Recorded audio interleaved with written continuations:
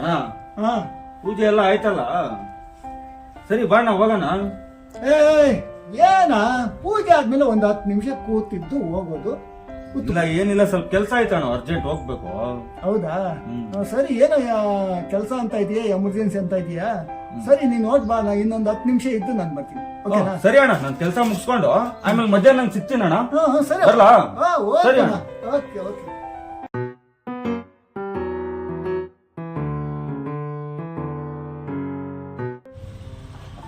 ಸ್ವಾಮಿ ದೇವ್ರೆ, ಯಾಕಪ್ಪ ನನ್ಗೆ ಇಷ್ಟೊಂದು ಕಷ್ಟ ಕೊಡ್ತೀಯಾ? 2 ದಿನ ಆಯ್ತು ಸ್ವಾಮಿ ಊಟ ತಿಂದು. ಭಗವಂತ ಸ್ವಾಮಿ ಅಪ್ಪ, ಊಟಕ್ಕೋಸ್ಕರ ಒಂದು 100 ರೂಪಾಯಿ ಆದ್ರೂನು ಕರುಣೆ ಮಾಡಪ್ಪ. ಬರೀ 100 ರೂಪಾಯಿ ಆದ್ರೂ ಕಳ್ಸಪ್ಪ, ಹೊಟ್ಟೆ ತುಂಬ ಊಟ ತಿಂತೀನಿ ಭಗವಂತ ಸ್ವಾಮಿ.